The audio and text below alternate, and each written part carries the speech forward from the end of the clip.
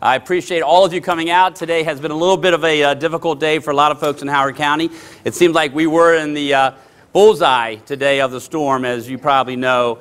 I actually live in the western part of Howard County. Our house is out of power. It's been out of power since the storm. And when you live on a farm in the west, you worry about that. Because in Isabel in 2003, we were out for 8 days. And the reason we were out for 8 days was the reason we were out was a tree that fell down on the neighboring farm. And that meant there were 5 houses that were out. Well, if there's only 5 houses that are out, you are the very last one on BG&E's list. And I tell people that proves that politicians don't get special favors, because in 2003, out of the 5 houses that were affected, my father was a state senator, I was a county councilman, and my stepmother was a deputy secretary of transportation. And we were out for 8 days. So just want you to know we're doing the best we can. I just hope all the residents will be patient. Let us get the roads cleared as best we can, and hopefully things will be back to normal soon. Before we start, I want to recognize your county council representative from this area, District 4, Mary Kay Siggety is here. Thank you, Mary Kay, for being here. I also see Nancy McCord, the Columbia Association board member for Wild Lake. I know Kevin is here somewhere, the chair. There's Kevin. And also I saw Rhoda, right? Is there any other members of the village board here? I want to thank the village board. I want to thank Slayton House and Kristen. I don't know where she is. She's probably here somewhere too. She's up there for allowing us to be here. I mean, it's a big deal to kind of change things around to allow us to use the facility. So thank you for your hospitality. And so we do have some representatives from Howard County government here. I know John Bird, our director of Recreation Parks, is here, and also some other folks in our office are here. Town halls, the way I do these is I just take the questions as they come, and we don't, screen them. It's whatever you want to ask. I will tell you from the beginning, if I don't know the answer, I will tell you I don't know the answer. And I will have folks from my office here take notes and make sure we get back to you with the answer as soon as we can. I also have some folks here that might be able to answer some of the questions better than me from technicalities if you bring up a question that I think we can have someone here help us with. So I do know we have some folks here from the Columbia Downtown Housing Corporation, as well as Carl DiLorenzo, our Director of Policy and Programs. Could talk a little bit about the housing, and Kevin Callahan, the attorney for the corporation. Also, Brad Canfield's here from Meriwether Post Pavilion, should there be any questions about Meriwether. I see Eric Ebersol, Delegate Ebersol is here. Thank you very much, Eric, for coming as well. So that is way longer, it's 7:02. Let's go ahead and start. So whoever would like to ask a question, please come to the mic, and we can begin in whatever order you want to. Yeah, no, you have to come on up. If someone else wants to come to this side, next one. Sure, go ahead. Thank you for being here. No, thank you for coming out on this night of all. Is this working? Is that working, guys? Hello? Yep, okay. there you go. Okay. My name is Jerry Krasnick. I'm here tonight representing the Banneker Place, Wyndham, and Whitney Homeowners Association. Sorry the president of Wyndham couldn't be here. His wife got hit by a car on walking from Wyndham to the mall. Oh my so gosh. That kind of highlights the traffic situation around here. But she's okay. She's okay. Yeah. So basically, we comprise of over 400 homes, roughly about 1,000 residents, and we're adjacent to the high-density apartments that are proposed for above the Banneker Firehouse. We believe this is unethical at best and possibly illegal. We researched the deeds and the plats and everything, and they show that the open space that CA took from us to give to the Housing Commission in order to get the acreage to build this, it was dedicated open space for our neighborhood. This land satisfied open space requirements and also was intended to buffer us from the Little Patuxent Parkway and Broken Land Parkway. Our residents have purchased homes and lenders made mortgages relying on the integrity of the Howard County regulations and land records at the time, and this goes back to the early 90s. I believe that the Columbia Association and Howard County need to secure consent from the property and owners and their mortgagees before they can take this property. My question is, will you commit to obtaining legal opinion from an independent counsel on the legality of the taking of this open space to build high-density residential apartments? Okay, I appreciate your question. Thank you. And I know you've got a chance to meet with, my chief of staff met with you, Diane Wilson, on this issue. A few months ago, yeah. Yep. Thank you very much for coming and talking with us. And I know we've met with other members. I know Councilwoman Siggety has also just worked with your community on this issue as well. I will certainly commit to have our Office of Law. I'm not going to commit to an independent one yet. I want to wait and see what our Office of Law says. Once our Office of Law has given us an opinion, then we certainly can talk to you about that and share that with you and then see what next steps have to happen.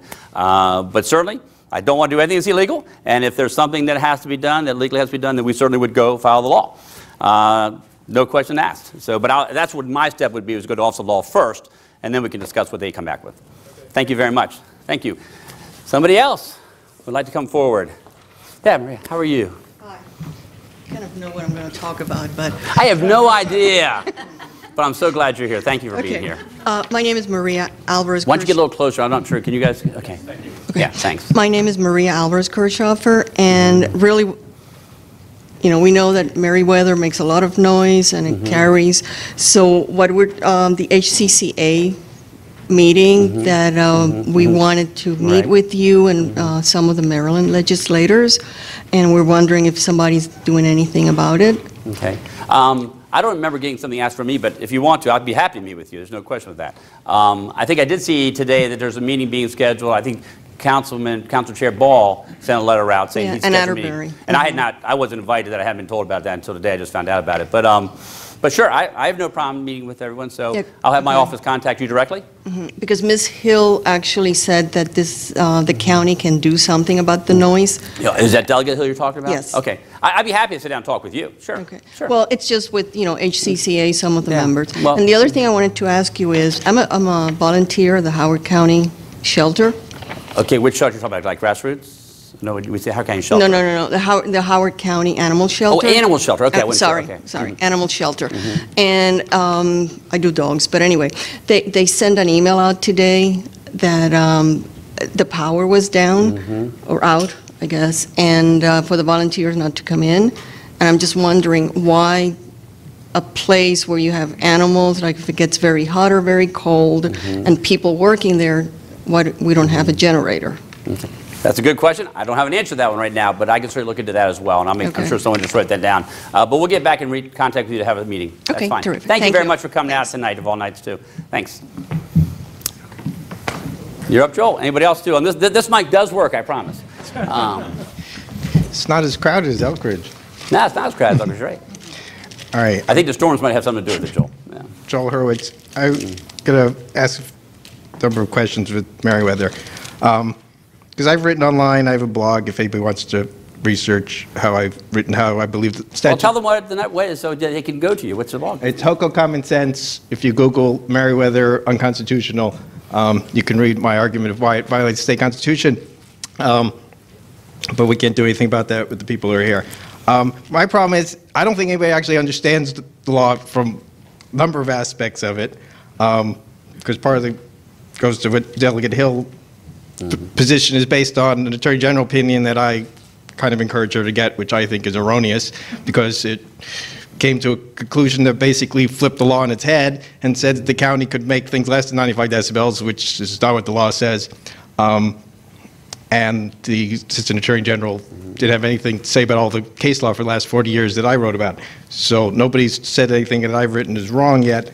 So that's part of that, and it applies to a venue with over 15,000 people, which is meant to be Meriwether, but could be any place in the county that possibly has 15,000 people capacity.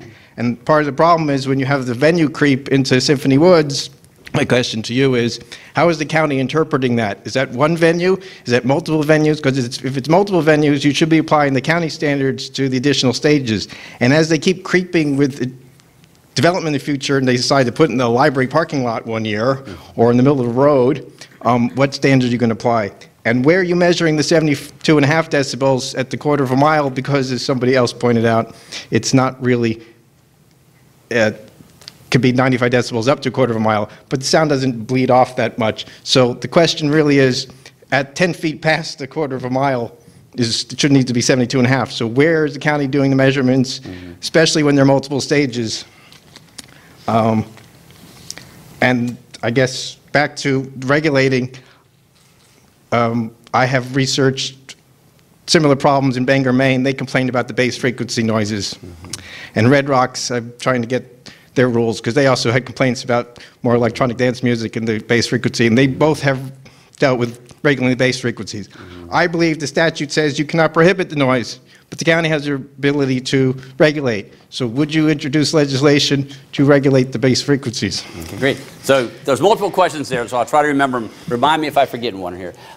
With regard to Attorney General's opinions or whatever, hey, I was a lawyer as well. Lawyers differ on a lot of different issues, so without reading those opinions, I certainly can't comment on whether the Attorney General was right or you.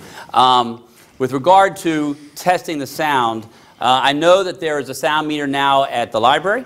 I know there's a sound meter, I think somewhere else. I mean, Brad's here. Where else off the site is it? We move it around. It's been in Beaverbrook. Okay, Beaverbrook. That's right. I thought it was Beaverbrook. So we know we have two there. I guess if you're saying that we should go 10 feet off the site, I'm not sure if that's appropriate or not. I think it could be 95. I think the library is within the quarter of a mile. Okay. I think right beyond the library. Well, Beaverbrook beyond certainly it. isn't. Okay, I'm just saying. But, I don't think it makes sense. But it needs to be 72 and a half there, not in Beaverbrook. Okay. I just don't know if it makes sense to have a bunch of meters all over. We can have some, and we'll make sure what they're being done. So we do have meters there. Your last question was, what was the last one? Are you willing to regulate the bass frequencies? I'm willing to talk about. I'm not right now proposing legislation. I'm not going to say I'm going to propose legislation. It's just not. No one should do that without looking at everything else. So no, I won't say I promise to do that. But we're going to meet. Maria wants to meet. We can talk about these issues. I mean, is that something you're open to? We'll talk about it. Well, I can't say I'm close to it, but I mean, we can talk about it. Has it come up in any other discussion that you do have some little flexibility under the statute? I have not had any discussions about that. So, but we can certainly talk about it when we meet. All right, is there a way of getting where the measurements are and what they were without having to go through the health department? Or? I mean, I can talk to the health department. I'm sure we can get to the measurements, sir. Not an issue. Thanks, Joel. Thank you for coming out. That's not an issue. I'm sure the health department keeps records of those. Anybody? Who's next? Yes, ma'am. Everybody's on this side. Everybody's here for the group. How are you? Hi, I'm Larissa Onishkevich. I live at Wyndham Circle Apartments, condos. I have a question about calling downtown the area around the Banneker. Downtown usually is defined as main businesses and commercial areas of downtown, which are easily accessible. The Banneker site is the only entrance, or let's say the gate, to an existing, the existing three neighborhoods, 205 units, close to 400 cars that need to be parked, which quite often park on the Banneker Road. And with the proposed 400 units above the fire station, you'll be having a lot of new traffic blocking exit, the only exit for the 205 existing families. This will, in a way, drag these neighborhoods into the downtown itself. And how can they be considered part of the downtown? Okay. It is quite often mentioned that the planned building over the fire station would include senior housing, but nobody's considered that the existing neighborhood, especially, for example, in the condos, 25% of the condos are owned by seniors from 70 to 95 years old. And this will really be quite an inconvenience trying to pass Banneker, to reach the light, to park on the road. Has anybody considered this? I don't think that many of the people who are making the plans, deciding what is going to be placed where, know about the couple feet away from Patuxent, what's happening, how many neighborhoods are there, and is there another exit? There are three, it's a big cul-de-sac for three neighborhoods. Okay. It's usually townships around ours have a limit of 105 units per cul-de-sac exit. As it is, we have 205. So it's over the general limit. Okay. I would just sort of ask to have the plan reconsidered and definitely stop even considering Banneker as the next site for building the apartments. Okay, well, again, thank you for coming out and expressing your opinion. I don't know if anyone wants to talk about the Bannekers. I don't know if Bruce or if Carl, do you want to say something about it right now, what we're talking about there, or what's even, because I know it's not, do you want to say something? Sure. Why don't you come to the mic so they can hear you? Carl's our Director of Policy and Programs and has been working with a lot of the stakeholders on this issue. Thank you. Is that on, Mark? Can you hear me? Is it on, Mark? Or? Hello? Yep, you got it. Thank you for the question. So the Banneker Station, which is currently drawn in the downtown Columbia boundaries per the downtown Columbia plan, has been identified in the joint recommendations for affordable housing as a potential site for a tax credit project. And in the preliminary estimates, given the size of that site, it is estimated at a site that could hold approximately 200 units. As with any development project, it will have to go through all of the planning and zoning regulations, so the subdivision regulations, concept plan, or sketch plans, FDP, SDP, or not an FDP, an SDP. So it is, I'd say it's premature to say that the Banneker Station is moving forward as a residential development project until it goes through all of the required planning and zoning requirements. Okay, it's okay. Is that- I don't know. And also, just one other point of clarification, the senior projects are being considered for the temporary fire station location, which is currently being envisioned for the Crescent. So the Banneker Station is not being recognized as a site for, as a senior-only project. Okay. Okay, thank you. Thank you. Did you want to ask a question? Yeah, that's fine. If you want to, one more time, or I know if Bruce or someone else, I don't know if anyone else wants to answer. Go ahead. Yeah, I'm just curious, if it has to go through all these phases and recommendations and approvals, why is it going to go to the Howard County Council to be voted on? I don't understand that. I mean, isn't it backwards? Shouldn't you go through the phases first? Shouldn't there be a parking study and a traffic study prior to the county council approving it? It sounds backwards to me. Could you explain? Okay, sure. Thank you. Well, so what's anticipated to go before the county council is a development rights and responsibilities agreement, which just lays out the potential for the required obligations of the developer of the site. So it's different than a planning and zoning. It's different than a planning and zoning approval process. That they're very separate. So one coming before the other, one just recognizes that the DRA just recognizes that site as a potential for residential development. Upon presumed or assumed approval of that site as a potential for residential units in the ballpark of 200, then that will allow the county and in conjunction with the commission and HRD to pursue that site as an actual development project. So it's the step that is required in order for the commission and HRD and the county to partner in the procession of envisioning that site as a developable project. I guess what I would also say is it's similar, I think, and Councilwoman Siggety is here, when they had the 2010 downtown plan, that was a plan that had a whole lot of different ideas in it, but they still had to come back for their site development plans, they had to go through everything. So this is very similar to that, where they'll come for the general, and then everything that's being proposed will still have to go through all the other processes that everything else has to go through as well. I think that's good. Thank you. That's fine, thanks. Next person. Anyone else have any questions? Yes, ma'am.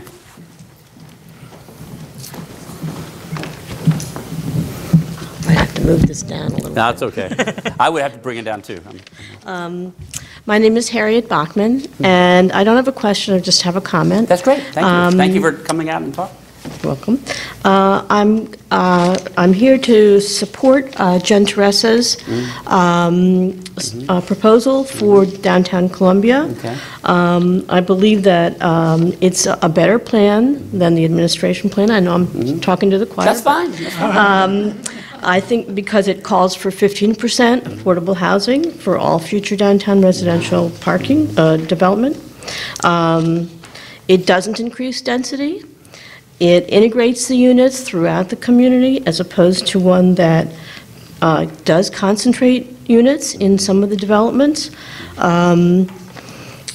It implements the original recommendations of the Columbia Downtown Housing Corporation. It ensures that new development includes a full spectrum of housing, and it doesn't bind the county to a 40-year agreement that doesn't allow us to change applicable laws as necessary. So I think it's a better policy, and I think that increasing the density, which is being planned, and decreasing the parking requirements,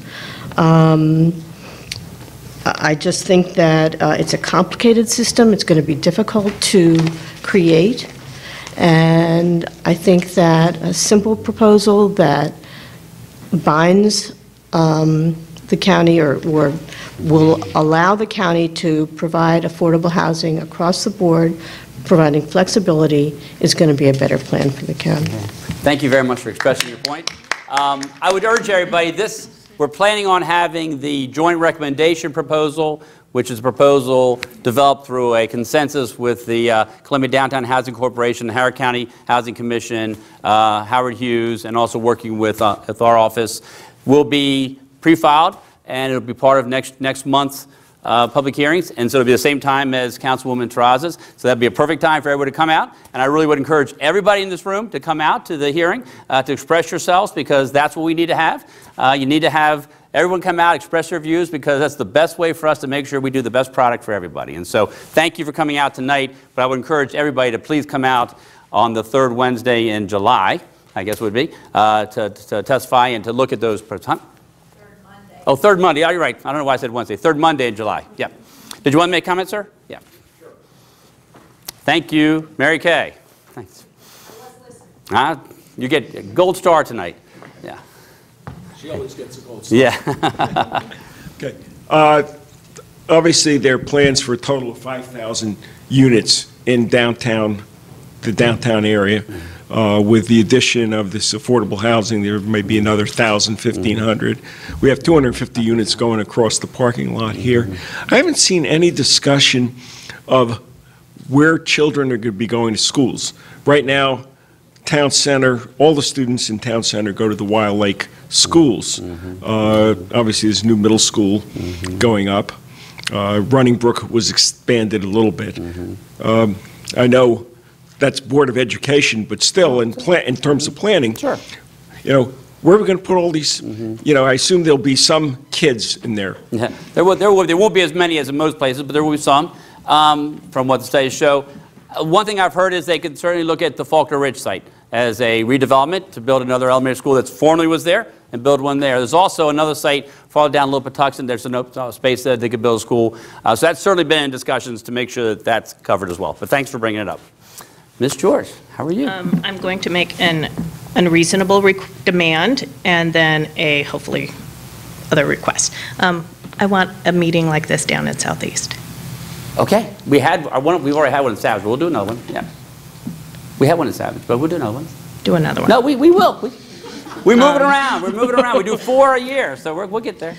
To follow up with what the gentleman said, I mean, I was at the meeting last night until the wee hours, and I really would hope, no, not hope, I expect that before we talk about any more development, that you look at the things coming from APFO and make sure that those numbers are used before you agree to any additional development. Because when I'm looking at this list and I'm looking at schools that are looking at 200% of capacity, that is not acceptable. I mean, it's crazy that you've got like over 1,000 kids in an elementary school, and I understand that these numbers came from the school district, and there's definitely some massaging of the numbers to make it approvable for what their plan is, but I don't think that that is okay. And I'm like appalled that there are like at least 4 schools that are going to have 200% of capacity. As a parent, I think that anything more than 100% is too much. And I really encourage you to talk to DPZ, and we need to make a comprehensive plan of what should and should not be developed. And maybe we need to look and say, okay, we haven't looked at APFO in a really long time. The schools, the hospital, the roads, the sewer, they're not keeping up. Maybe we need to put a stop on some of this stuff and don't put the cart in front of the horse and say, well, let's not talk about all the downtown stuff until we look at the new APFO, because you guys have had this stuff. You've had the, they've turned in the report several months ago. Yesterday, they were kicking Carl's name all over. And I'm tired of waiting. I expect that if you are going to be transparent, that you are going to look at the APFO, because you promised that when you were running. Yes. And so I expect that you're going to take a look at it, and let's not talk about any additional development or what we're going to do here, there, and everywhere until you do the APFO. Great. Thank you, Judy. Thank you for coming. I will respond to that because I heard that last night some people were saying that there was a promise to do the APFO before the open-close chart was done, and that couldn't be true, because APFO, when you said several months ago, APFO came to us in April. And as someone, I know that in April is when we start the budget process. And so we got the APFO report in APFO, Adequate Public Facilities Ordinance Committee report, in April. And so when you get it in April, you certainly can't put together any legislation before the May filing deadline. And so there was no way in heaven's earth we could have done it before the open and close chart. We are having DPZ look at the recommendations. The committee spent a long time working on that, and so that was a campaign promise I had, and we put it together, and we had a very good cross-section of people from all different areas of the county and all different areas of thought, and we have the recommendations, and so we're working on that now. So we're doing the best we can, but when it comes to you in April and you're in the middle of your budget, you're not going to be able to get to it until the summertime, and that's what we're doing. And so we'll have something for the fall to deal with APFO. So thanks. Thank you. Anyone else? Yes, ma'am. My name is Lada Onishkevich. I would like to echo the concern that's already been expressed here about all the density that is going up and it is planned, both here in downtown Columbia and elsewhere in the county, and the concern over schools and public facilities keeping up. I'm particularly concerned about schools. I live in Hickory Ridge, but my children go to Wild Lake Middle School here, I have poured through the technical staff report for GPA 2016-03, in particular the school section, and even though the zoning department's enrollment projections are lower than the school system's, even by their numbers, Wild Lake Middle School, the new replacement Wild Lake Middle School, is going to be overwhelmed, especially if the additional housing is added onto the 5,500.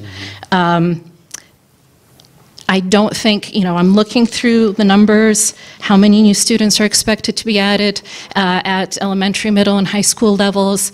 I'm looking at the available land that is in the school system's land bank and that the school system would like to get.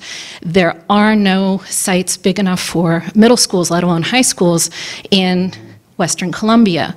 And I don't think that this kind of enrollment increase can be accommodated simply through redistricting. So my question to you is, how much help are you going to give the school system? You keep throwing more and more development at them. How can they reasonably keep up? How are you going to help them? And more broadly, why are we all being forced to contort ourselves just for the sake of more development that none of us wanted in the first place? Well, thank you. Thank you very much for coming out. The first thing I would say is that in the 2010 General Columbia Downtown Plan, that's 5,500 units. So it's not like we're putting these all units now. These 5,500 were in the plan from 2010. So that's been expected since 2010 to be part of this. Also, I think it's important to realize it's not going to be on Monday we have nothing and on Friday we have 5,500 more units. It's going to take a long time to build these. It's not like they're going to all happen overnight. And so as it takes time, that's when we will be doing the infrastructure for sure to make sure it's happening. And we are working with the school system, and we certainly have I already discussed the couple sites that there are there for elementary schools or whatever else we need. And so we are working with them and providing them the money they need for their capital projects. And also, I think there'll be funding with the additional revenue we'll be getting from the downtown projects. It will be money to help us with the school system. So I think we'll be able to do that. I think that if you look over time, it'll take a long time to get to the 5,000, and we'll have time to prepare for that as it goes on. So, and that's also, our APFO does affect that, so we'll be working on that. So, thanks. Anybody else? Mr. Snyder, how are you, sir? I'm doing fine. I hope you are too. You're looking good. You're looking better. But you have one less L in your name. You need 2 L's. Okay, go ahead. Well, you know, they're just shorter, easier to do that. Uses less ink in the pen. See, you're always thinking of that. What we're trying to do is reduce expenses, right? One of the things that I've asked for is if you can prevent the damage that's going to be caused by stormwater, why not do something that costs nothing to prevent the damage? And that ties into another question, or another aspect of that, which was a referendum petition that was signed by 7,000 people. You got involved in that in your judgment. And that was signed by 7,000 people who were very, very concerned and upset all around the county about land use decisions that have been made. Many questions that can be raised. I think one of the ones that you may not have heard before is that if a conditional use, and these conditional uses were put in 30 years ago maybe when conditional uses looked like they'd be okay, but the county has changed a lot since then, so the conditional uses might not apply now as they were initially envisioned, needing more scrutiny. And maybe the criteria need to be strengthened to make sure that the citizens have meaningful input that is actually accepted into the land use decisions that are being made. But the question really is, if a conditional use were obtained by fraud, fraudulent testimony, misleading information given to DPZ or Board of Appeals, wouldn't you do something to invalidate that conditional use approval? And that's the question. Okay. I certainly don't think I have jurisdiction to do that. Now, the courts might, but I don't have jurisdiction to say that something, because then I would be basically saying, by fiat, I find that this is that way. I know there's an appeal process for conditional use, and that's the way it would have to work. You'd have to convince a court of law that there was some fraud or abuse, just like we would in any other case, and we do that. But you are the county executive. I'm not king. And there are many people in the county that report to you, and they have to follow their code regulations. If they were misled negligently or intentionally or fraudulently, if you don't fix that and you know about it, isn't that fraud part of what your legacy? I certainly don't think anyone in my office has purposely done that, that's for sure. But I think that if there's fraud, and if it's happened, I think a lot of that stuff that you're talking about was done before my administration. And so I think it has to go through the court system. I think that's the way it has to go. If a previous administration said this was fine, I can't go back and say, no, it's not fine, and stop it. I think then the other side would take us to court and say that I've overstepped my bounds and I don't have the ability to do that. So we have a process.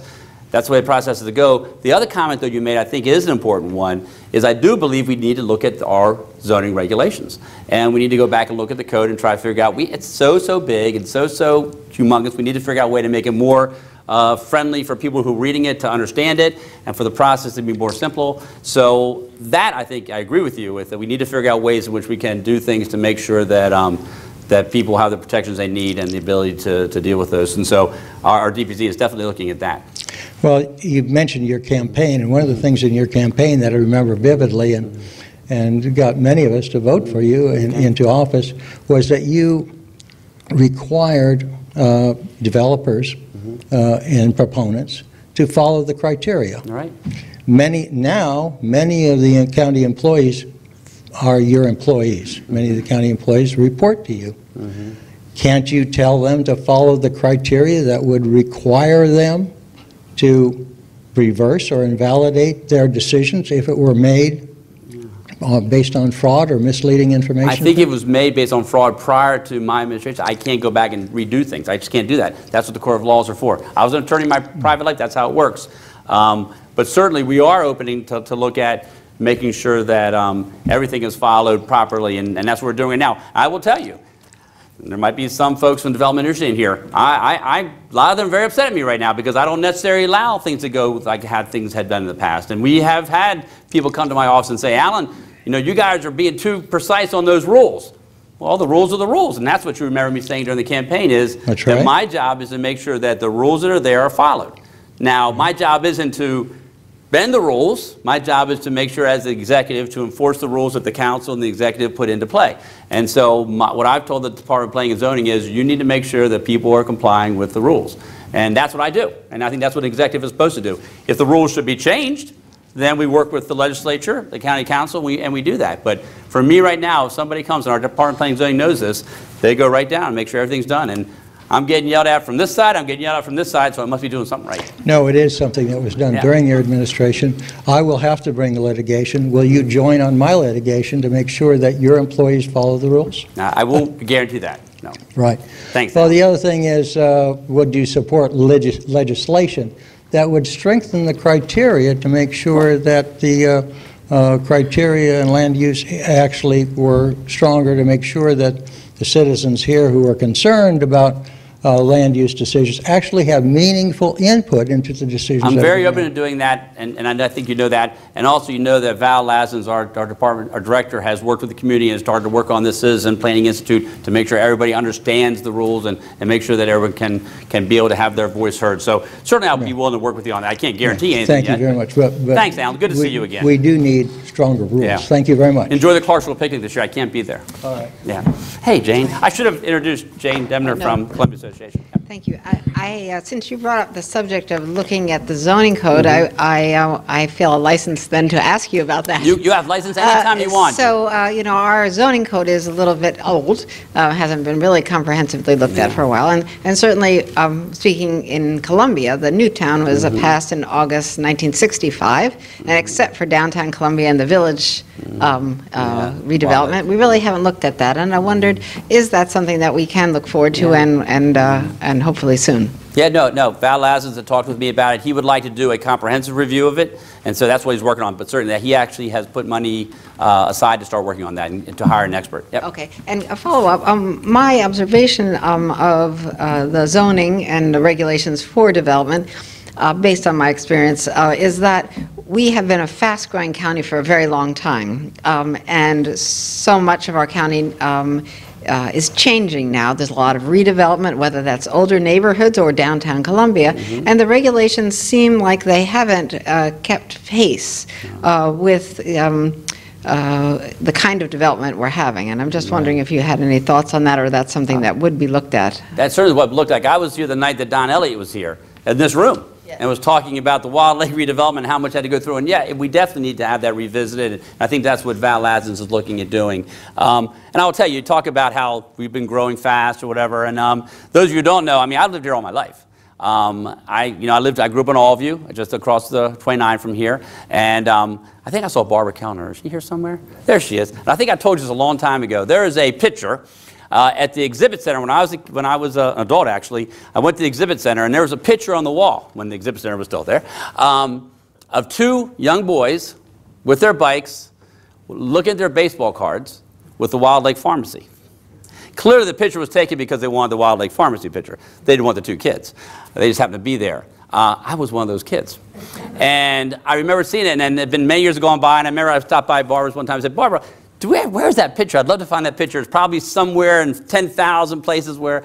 And so I've told everybody, once I'm done all this political stuff, maybe I'll go look for that picture one year, try to go through all the pictures, try to find that. But just like you know, so I've been here for a long time, and I've seen the changes, Jane, and I know what you mean. But we got to make sure that we have the ability to deal with those and make sure our residents have the quality of life. Yep. Anyone else have any questions? Yes, ma'am. Sure. My name is Carolyn Weibel. Hi, Carolyn. And I'm from District 5. Oh, Is that okay? I used to represent District 5. Is that okay? That's okay. No, because I only do 4 a year, so people can come from anywhere. I think 4 is allowed, but that's all I can do a year. Okay, well, District 5 happens to be Ellicott City, Maryland, for those who don't know. And last week, the 15th of June, we had a meeting at Mount Hebron High School because the issue of R20, I guess it's S, the conditional I know the zoning, Bethany Glen. right, well, they're getting ready, well, one of the proposals is for high-density housing, okay, that started out with a neighborhood that would probably have maybe 100, maybe 120 homes. It's now over 200, and they want to make it over 55 housing instead of individual family homes. I happen to live in Valley Mead, which borders this property, which happens to be at the corner of Route 99 and Bethany Lane, okay? And right up the road is Mount Hebron High School. Okay, so you have an over 55 community, and you have young drivers, and you have older drivers, no offense taken. Because I'm one of them, I'm one of them too. But my concern is not only that situation, but the fact that Route 99 is already overcrowded with traffic every single day. It spills over into Bethany Lane, it spills into St. John's Lane, and one of the proposals by Elm Street developers is to take the back end of Valley Mead. There are 3 roads there. Okay, they've never been finished, if you will. And one of them right now is the one I live on, that they want to open it up so that traffic has access in and out of this proposed community called Bethany Glen. So my concern is that when I was raised here in Howard County, I lived in a community. My community was not out on a main road, okay? And mine was in a community where community events could take place. You could play in your community. You could walk in your community. You could walk your dogs. You could, have community events.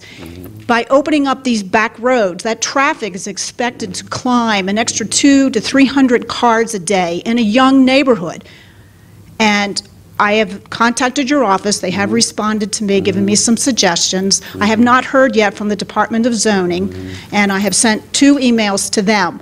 I want to know why these neighborhoods have to be interconnected, because the way I see it is, and a lot of my neighbors would agree, is that all it is just handling overflow traffic. It's like water. It's going to follow the path of least resistance, meaning if you can't get to Route 40 or you can't get to Bethany Lane one way, you're going to find another way, which is bringing them right through our community.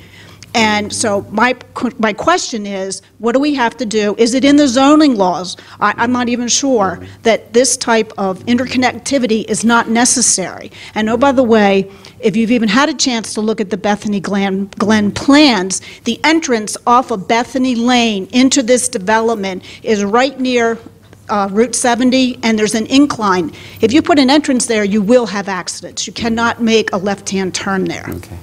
So that is my concern. Oh, thank you very much for allowing me to speak. Of course. I missed you last week because I was there with Mr. Fox, but Yeah. I wanted to come up and I hear some of the same issues that's happening in my community that's happening throughout Right. Columbia. So I'm Right. hoping that you'll be able to universally address these. Well, thank Okay? you. Thank you. Thank you. Don't apologize at all for coming from another area of the county. That's the way it has to work. While I don't think that many elected officials have town halls like this regularly, like I do, but I have 4 a year. And if I have 4 a year, I try to rotate around the county, but anyone's welcome to come, so thank you for coming. I will tell you that I had 2 folks attend that, and I want to thank Councilman Greg Fox. I think that's the meeting he called that was held at Mount Hebron High School, so I appreciate him doing that. I know that he's been in discussions with the developer of that project to talk about concerns that the residents have since that meeting even, that quickly. And I know nothing has been proposed to the county at all yet. And so, the county really has nothing technically in front of us. Nothing has been given to us saying, here's what we want to do. They're still in their stages of meeting with the public, going through what the pre-submission, different things they have to do. So there's nothing technically that the county has in hand to say, this is what we want. Once they do that, then we'll have to be able to explain why things can or can't happen. So we haven't got it yet. Just wanted you to know that's why you probably haven't got anything definitive from us, because we don't have anything. Nothing has been proposed to us. It's just out there in the public, and they've talked to the public. But as soon as that happens, of course, we'll do whatever we can to make sure, and then we'll deal with what issues they have. But I think the one thing they're talking about doing is, if they want to do what they want to do as a conditional use, then they'd have to go through the process to get that. And again, that's something that hasn't even been filed yet. So I think right now the community has been heard very loud by the developer, from what Mr. Fox tells me. So I think let them continue to work together, because I know there's some members of your community that may be working with the developer to try to find something that's, that everybody can live with. Okay, I don't want to belabor this, Yeah. but I just have a very general question to ask. The zoning that occurred along Route 99, okay, I'm being told is like from 1970, and it's reviewed like every 10 years. It is, yeah. Okay, along that entire strip of road, even further out west, it's all been farmland. So at some point, if you designate everything for development, you reach a point of saturation. It's oversaturated there. What they really should be doing, and I talked to had an email back from Mr. Berg, okay, was that you really need to have open space. You need to have some place where the community can go to, instead of sitting in traffic all day long with the schools that are up and down that road. You know, so why do we wait till we're oversaturated before we do something? Do something that's more positive. Put a school in. We need school. Our schools are overcrowded too, and I'm hearing the same thing as well. Why not more open space? We're supposedly so big on green and open space. Why don't we have a park there? A little, even if it's got a little lake, I don't care what it has, just open it up to the public. It's better use of the land, it's better use of our tax dollars. Okay, and I'm sorry, I won't say any more. No, I appreciate everything you said. No, everything I appreciate. I mean, it's really, I mean, someone owns that property, we can't just say we're taking your property. I understand that, but my point is that it's been zoned R20 all up and down there, so at some point you reach saturation. Right. And this happens to be maybe one of the last properties getting in, and there's a chance they could put 2 to 3 times as many units on that property than really should be even allowed. I certainly understand your concerns about that. Now, I know that the members of your community are working with Councilman Fox and the developer on that issue, so I think let them work on that, and hopefully something can be done that's more beneficial for everybody. So, but thank you for coming out today. And the other thing I'll talk about that, because I drive 99 a lot as well, it's 70. 70 is a big problem, because a lot of people go off onto 99 because Route 70 is so crowded. The problem we have, of course, is it's 3 lanes until you get into Howard County, then it goes down to 2 lanes, then it's 2 lanes until you get out to where Route 40 comes back on and gets back to be 3 lanes. The state has to build another lane there. If they build another lane, less people would probably go off to get on 99 too, which would be helpful, because that's what happens even on Route 32 where I live. People avoid 32 and go on the side streets. So that's another way we can help that too. Yes, you found some questions? Yeah. Behind the You're good. I got this. Yeah, I'm not. Make sure you speak Alan? into it. Okay. First, I'd like to thank you for something. Is that okay? No, hey, thank yous are well appreciated. Yeah. As your position on the stormwater remediation tax, and that you listened to the people in the county, the stewards and all the advocates for staying the fee and for not having a renewed take on where the funds were going to be coming Okay, from. let me tell you real quick. You should be thanking me for that. But you did not. Because you should be thanking the council, I guess, because I proposed that bill and it didn't pass. But that's okay. I don't want anyone to think that I'm going to go, oh, she's thanking me, and but good. I proposed that bill. Where were you? I just want to be straight there, but I don't want anyone to think that I didn't. There's a lot of communication coming from our community and other communities I'm involved in, so it's good. worth recognizing. Thank you. And you're welcome. And as I'm sitting here listening to the folks here, I'm thinking back a long, long time ago when the proposed, and Greg is here, Kimco development for building the units. And the outcry was phenomenal. Nobody wanted them. And the main reason that folks were not interested in that development was because of the traffic. And now here we are. They're up there, people are still talking about it, residents come before the board, and all the time outcries about how this is all going to be handled. Now I know, perhaps there's a member of your team here that can address some of this in more detail. I know that there have been measures that have been approved for enabling a better crossing over on Cross Fox, Twin Rivers, but there's still going to be a need for a better ingress and egress coming out of our little track here. Is there some... So you're talking vehicle or pedestrian? I'm talking both, really. Okay. I mean, but, you know, traffic studies deal with humans as well as vehicles that are moving. Sure you're talking about pedestrians. Yeah, so I mean, this is, I'm sorry, I crossed over. I'm thinking about all the folks that come before the board and whatever their feelings. So if there's someone here from your team. There isn't right now, but I know that there has been the Department of Public Works has been working on some pedestrian things. I'm not so sure about the traffic dealing with that area, but I can certainly have them contact you. That'd be great. And then you guys can connect and then. And we could put that out to the community, because there's been some inroads that have been made, but not, serious ones. Okay. Okay, just if someone could write that down, I know Phil's are there, we'll make sure we get back to you. All right, thanks so much. No, thank you very much. Thanks for coming out here. I know, too. thank you It's for great. letting me be here. Thank you. And before I go any further, I see Lynn Egan's here, the Columbia Board Representative for Town Center. Thank you very much. And I think Delegate Hill, I think I saw her walk in. There she is. Where? I can't, oh, you're way, I see the lights are in my eyes. Thank you, Terry, for being here too, Delegate Hill. Yes, sir. I'm Bob Bookmeyer from the Faulkner Station Community Association. Okay. I've heard rumors that Community Homes is considering redevelopment with increased density. Do you know? That's the first I've heard of that, so I don't know. But again, if you can talk to somebody, we can find out. I don't know if anyone here knows about that or not, but I don't know anything about that. Okay. But just talk to us afterwards. We'll get your name. We can look into it. Okay? Thank you. Sure. Thank you. Anyone else? Joel's back again. Nobody else seems to be coming. That's okay. We don't want you to go home early. Yeah. Yeah, I can't.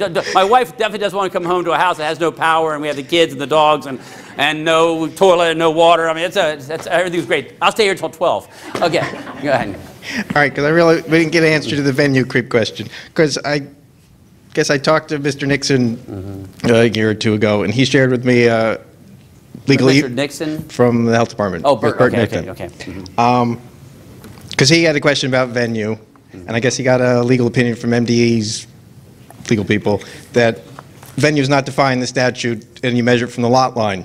And I read it and said, he went on a long about way of coming to that conclusion. He said, that seems to be the right answer to the wrong question, because where is the venue when it's not in Merriweather proper, and it's in Symphony Woods, it's in Howard Hughes property, which they seem to have less of now, or hypothetically, what happens when it's in the middle of a road and there's no lot line, which then keeps going on and on down Little Patuxent.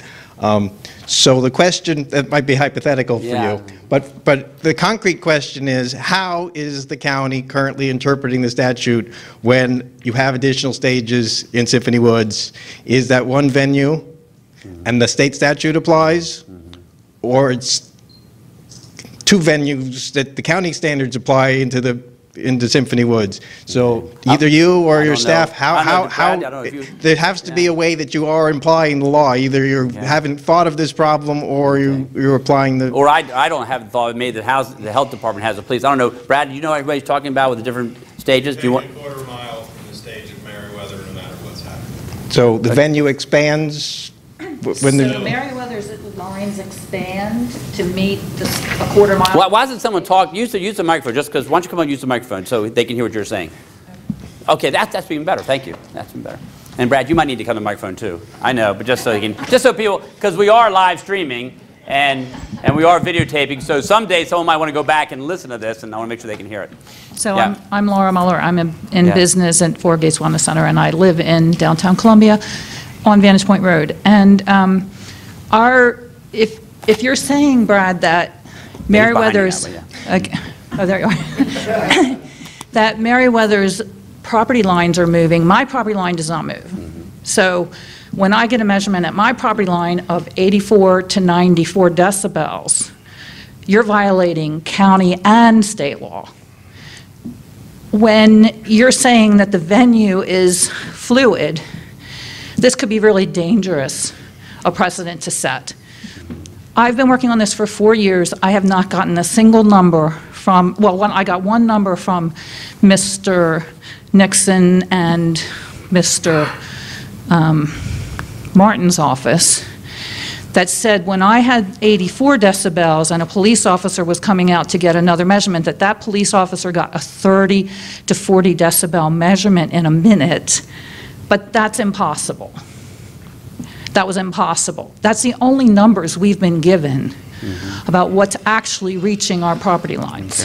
Okay. But this whole question of fluidity, I'm going to leave to Joel and let Brad respond. Thank you. Thank you very much, Ms. Muller. It's actually not treated as fluid, like I was saying. Okay. It's a quarter mile from the stage of Meriwether, no matter how many stages and what goes out. And like this past weekend was the Festival of the Arts. There was nothing on the Meriwether stage, but there was stuff in Symphony Woods. If the health department was there, it would still be measured like it was coming from the Meriwether stage. They have certain locations that they go, which are a quarter mile away from the stage, which is the apartments right next to the library and the apartments at the corner of Broken Land and Little Patuxent. And those are the two closest residential property lines to the Meriwether Stage House. All right, well, that's what points out that I don't think anybody really understands the statute, because you're saying you're measuring from the Meriwether lot line, but you've Stage. From the fine, stage, you're from the measuring middle stage. of Meriwether. Fine, well, that's even better than what Mr. Nixon was told to do. But when you put them in Symphony Woods, We're still held to that same standard. Right. you're measuring from where for those? Stage. Same Meriwether Meriwether From stage. Meriwether stage. So our But the quarter mile problem is, drops to an eighth those of a mile. stages that are not part of the 15,000 capacity venue under the state law would only apply to the state standard. So you need to be, if that's the interpretation, it was quite loud when I drove by when they had one of the festivals there last month, I guess, thumping with a lot of the bass noises. So I believe then that an event in Symphony Woods, those speakers, the county standards would apply. Because that's not part of your 15,000 capacity venue, because you're admitting that it's Meriwether proper. It's the same. I'm telling you where the measurements are taken from. It's all part of Meriwether Symphony Woods. Right. So Meriwether is allowed to be at 95 decibels, but the ones in Symphony Woods have to be at 55 decibels because they're not part of a 15,000 capacity venue. Okay, I think we understand the legal argument, so we can decide whether that's right yourselves. I'd be like Fox News, we report, you decide. So I guess the answer is that you're apparently only applying the state law when you have multiple stages. We don't go past 10 o'clock in Symphony Woods, and that's when it goes to 55. It's 65 prior to that, and we're never over 65. All right, well, 65, but you still, it'd be 95 from Meriwether and 65 from Symphony Woods. I understand your point. All right, well, I think the police and the health department then should be enforcing the two standards if their stages are at different places then. Okay. So I understand can you your point. look into Thank that? I understand your point. Thank you very much. Thank you very much. Look, thanks, Brad, for being here. Yeah, go ahead, Maria. I just want to know, I live near Centennial Park, and 2 weeks ago, I could actually hear not just the bass, but whoever was singing every single word that, the music and the words. I just want to know, when is this going to stop? Because it just keeps getting worse. It's no louder than it's ever Yes, been. it is. Yes, it is. And if I could have brought my 74-year-old neighbor who's lived in Beaverbrook for almost 40 years, she can tell you that the last 3 years since the Maryland legislation has upped the decibels that went from 55 to 75 because supposedly they were already breaking the law, and Gene Parker from Meriwether went to the Maryland, well, actually, Guzzoni and Ullman, okay? They made a pact, okay, with Gene Parker because they were already breaking the law. Then instead of 72 decibels, oh, why don't we just give you 95? They're playing 100. When you're 2 miles away, a mile and a half, and 2 miles away from Meriwether, I shouldn't be hearing anything from Meriwether. And I'm sick and tired of the council and the Maryland legislation and Meriwether lying to what they're doing, and the health department, lying about what they're doing or not doing there, okay? My biggest concern was raising the speakers. Well, they have, and it's way beyond anything, okay? The speakers haven't been raised yet, but Well, just so you know why you can hear whatever it is. clearly. Okay, So that's I grew up in Bryant Woods my family moved here in 1968, and we were actually the closest houses, the same neighborhood that Councilwoman Sigaday lives in Bryant Woods, and that's how I started working there 30-some years ago, was the closest person. My mom, who's 75 years old, has lived there forever. She can't even hear the concerts anymore because of the way the sound's traveling. But if you live where Len Egan used to live, right on the other side of Wild Lake, you could probably hear every single word, and it has to do with reflection coming off of the lake. Same thing happens in Centennial. You could be on the other side of Sears and not know there's a concert going on, and in your house on the other side of Centennial Lake, where the sound is bouncing off the lake, you can hear every single word. It's like a natural amplifier on that side, but it's still well within the 55 decibels. No, it's not 55. It is not Okay. 55 You guys can because say if it was 55, I wouldn't be able to hear it where I live. And like I said, Meriwether was already doing 70-some, and they allowed them to go 95, and they're playing 100 and 105 decibels, and not just during the weekend, but at night when people are trying to sleep. Okay, Okay. I've been there for 30 years, and I can tell you Okay, that the well, volume hasn't changed. I couldn't bring in my 30 neighbor years. today because she was busy. You know, some tree or a branch fell on her house because of the storm. But if Becky was here, she could tell you exactly, and she's lived there almost 40 years in the same neighborhood. The last 3 years have been the worst. Is And that I on the other blame the side of council and I Cent- blame the Maryland legislation Okay. and the fact that they don't want to do anything about it. Okay, I mean, we can talk for all night about it, but I appreciate you bringing the point. Sorry, No, no, it but I wanted you bothers me. to. No, I want you to, but I also want Brad to build his point, so then people can hear both sides. So, Laura, okay, one more, then go ahead. Then I don't want to get to it. Yep.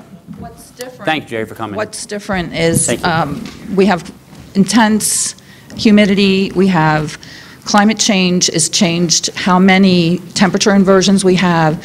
So we're not only getting bouncing off of natural structures on the ground, we're also getting bouncing off the clouds, and that goes into infinity. So when you all put out 100 and 107 decibels at your concert with Faith No More, which was independently monitored by Cerami Sound Study, that bounced into our neighborhoods at close to that level.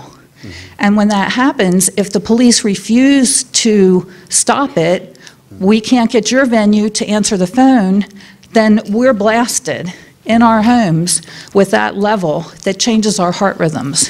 All I could say is I can pretty much assure you that if it was at those levels, 100 decibels into your neighborhood, we would have gotten more than a fine that night. Anyway, okay, thank you very much. I mean, I thank you so much. I'm glad you were here. Legal action taken. Okay.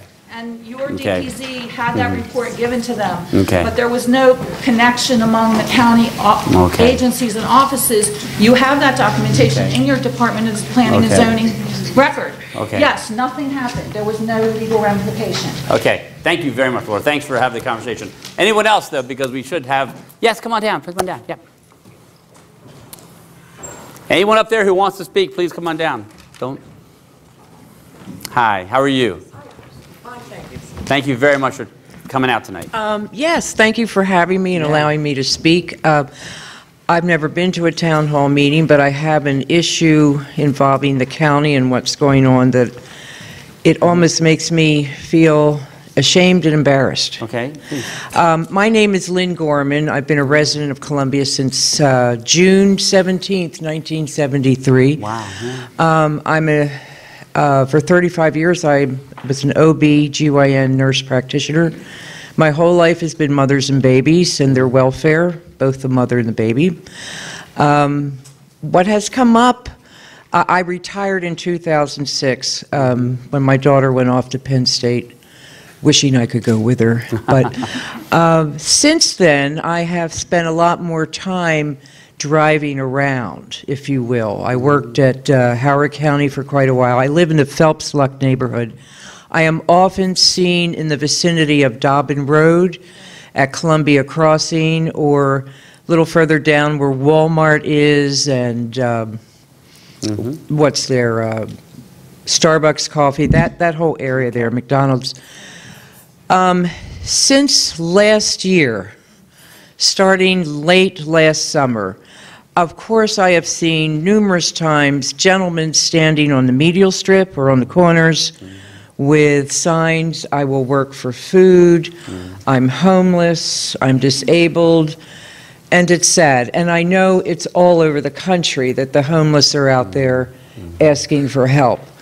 What threw me for a loop was the first time, and it was probably towards the end of last summer, I saw a woman standing on the corner with a toddler in a stroller with, "Help me, I'm homeless."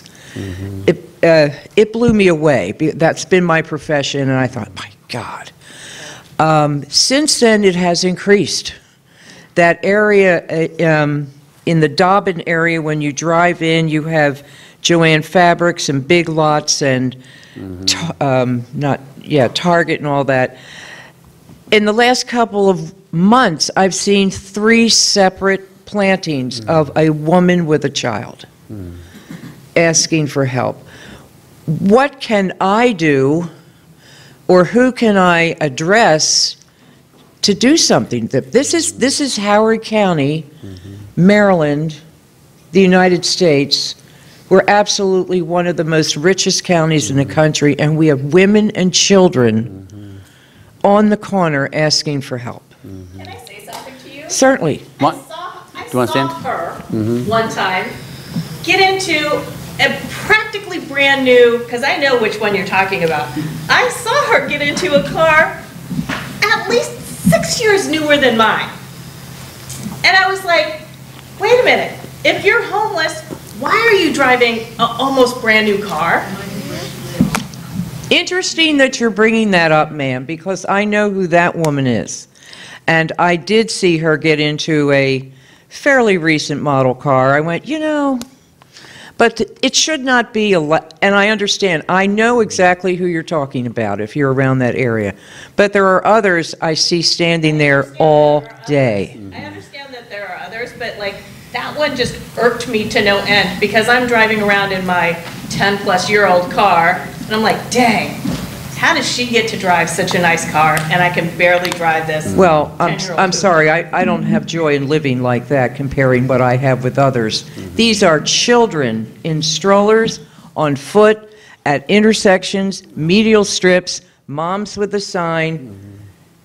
I know we have grassroots in Columbia, we have a domestic violence center, we have shelters, but this has got, I guess personally, it embarrasses me to see this happening in such a successful environment. Well, thanks for bringing it up. We do have a lot of human resources here in Howard County, human service providers. I mean, you mentioned grassroots.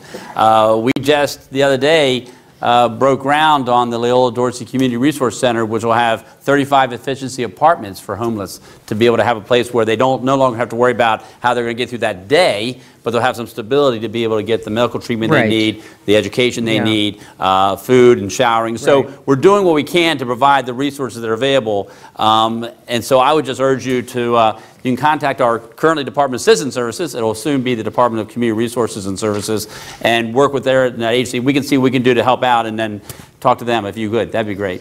Is there any kind of recourse we can pull these kids off the medial strips in the corners of heavily trafficked intersections? I know there's been legislation thought of in the past to deal with people like requesting or requesting food or money from the roadways, and it's something we can look at. I know there's been differing kind of legislation dealing with that, and also different court decisions dealing with people's rights to be able to do certain things. But with children, you would think that there would be a concern with children. So again, we could talk about that, and that's something the county council, because what you're talking about is a local road. If it's a state road, of course, we can't do anything. The state legislators could maybe do something, maybe.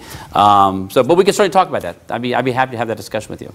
I know Mary Kay want to bring something up. So Alan, it was a few years back, and I want to say 3 to 4, when the state, no, it has to be longer ago than that, when there was legislation in front of the General Assembly, as well as at the local level, having to do with soliciting in the medians.